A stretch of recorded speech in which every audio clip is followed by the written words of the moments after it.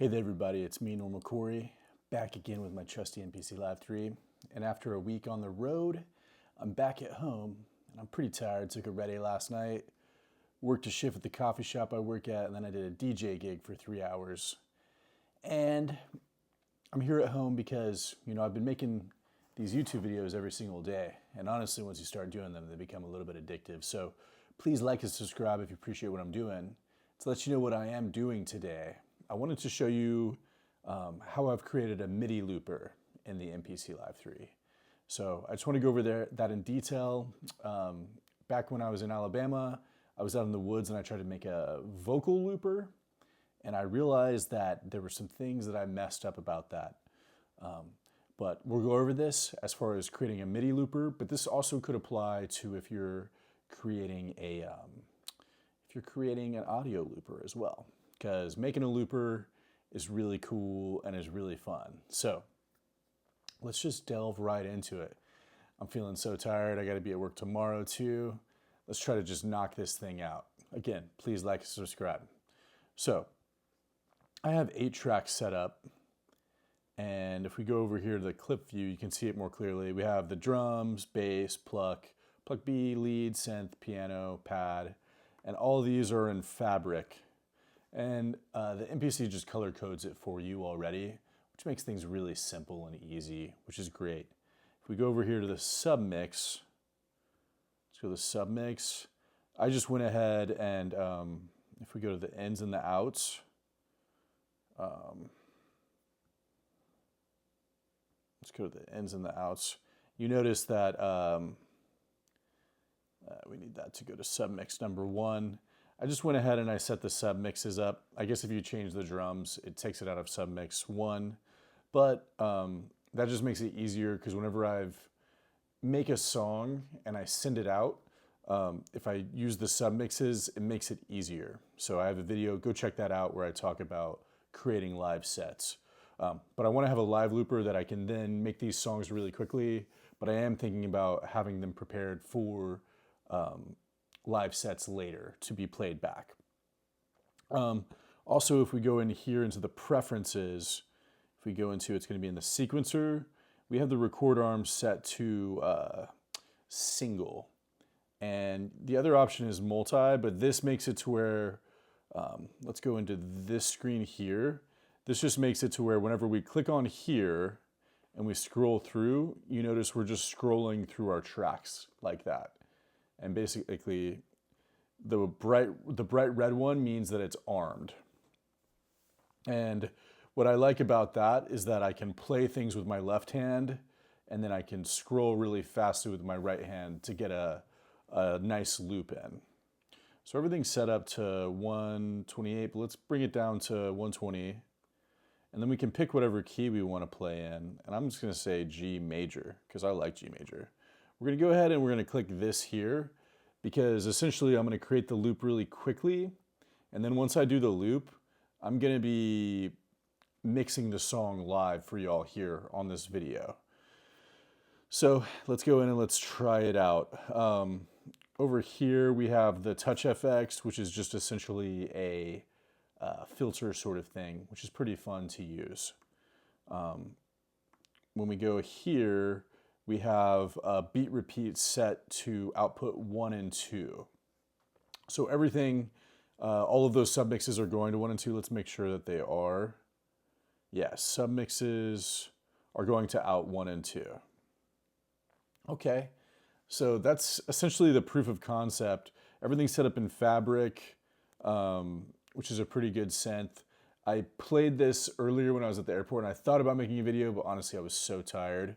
But I have a little bit more energy now before I'm going to sleep, and setting these things up at home is easier. I get it why most people make their beat videos at home, but please, please, please, I challenge all of y'all, please make beat videos outside. I think it's so cool. That's why I do it myself, and I would love to see you do it as well too. Okay, so there's one last thing I wanted to talk about, which is that you have transpose up here, which is on the whole beat, but you also have a transpose down here. So whenever on the bass, even though up here, this is the octaves of the scale that we're on, notice that you can change the transpose, And this makes it to where you're not having to switch out on screens. I also have transpose down for the pad as well. Unfortunately, I don't know how to change the chord really quickly, but that's okay. I can just use multiple fingers, and that's generally, at least the way I've been doing, I'm looping at the end. But essentially, you could do this any way you want. Now, the most challenging thing for me has been the drums. So we're gonna try the drums one go around. We're gonna just try to do this whole thing all the way through. What I also need to do is, for myself personally, I need to set the metronome on. And we need to have it to be on record. Now, the cool thing is that you can route it in different ways if you're going out to USB to where you don't hear the click. But I think just for the sake of this video, what we're gonna do is we're just gonna sequence drums in. Now this also has to be in the arrangement, and you also need to go here and click this third option, which is auto record at loop start enabled. And that just means once we press overdub and we switch the tracks, it's gonna start recording automatically, which leads to a smooth looping experience. The other one is auto record at punch enabled. So I guess that's just whenever you punch it, it would start doing it for punch-ins, which can be a nice thing for some reason. Okay. So as far as that, we're gonna go to number 1. Oh, it looks like it already has.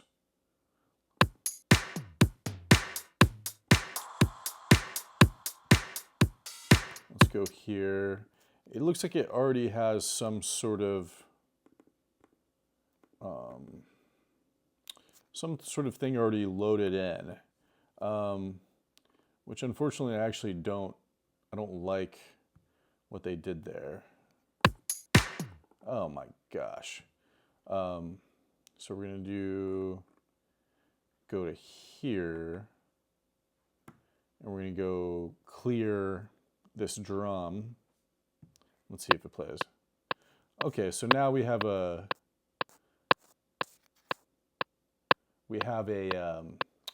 nice metronome going. Now what I could do is try to have the metronome going and then try to turn it off for the video. Let me think about this for a second. But don't think about it too long, Corey. Go ahead and get this done. Okay, we're just gonna go ahead and sequence this in. But yeah, let's just do it. And also what I noticed is that, and you can correct me if I'm wrong, everything is going to the arrangement, and however long your sequence is how long the arrangement is gonna be. So the sequence right now is 4 bars. I'm also gonna add a little bit of 30% groove on here.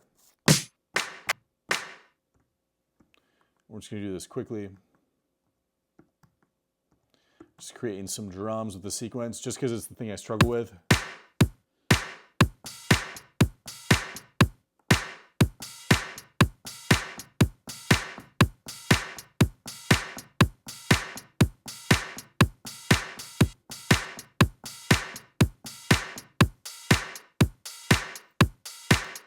Okay, so that sounds good to me. So for the rest of this, I am going to just see what I get when I loop everything in really, really quickly. So we're gonna go ahead and turn the metronome off, so it sounds like a more musical experience for everyone. We're gonna go down to the bass. We're just gonna try it. So you notice I don't have to change where the pads are. Okay, this is the whole point of the video. And then once I do it, if I do it correctly the first time, what we're gonna do is we're gonna go in and we're going to just start, make sure we're in here, sequence number 11, because then we can mix everything in and we can also do the XY axis on top of it. So let's do this. Okay, for some reason, the count, okay, so enable for record, and we'll do the count in for record because we still want that. So you see, did that, we gotta press undo until we get to, oh, I gotta make sure that, cool. I don't wanna stress my neighbor out. Okay, so we deleted that, but let's go back into the metronome and turn it off for record, but we still have the count in. So let's try this, see how many times this takes. Thanks so much for sticking with me.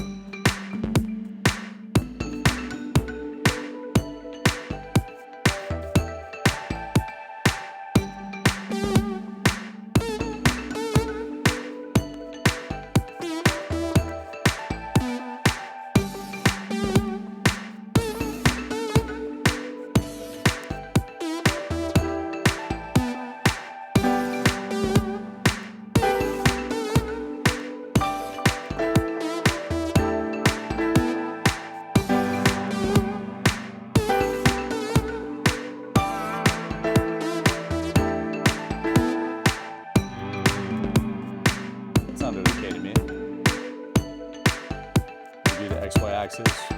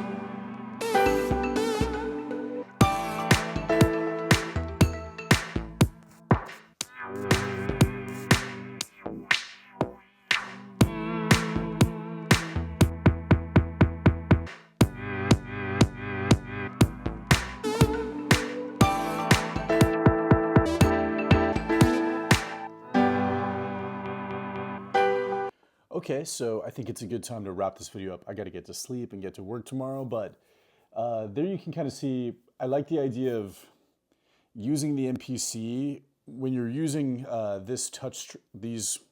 sequencer up here to bring sequences in and out that you've just live looped really quickly.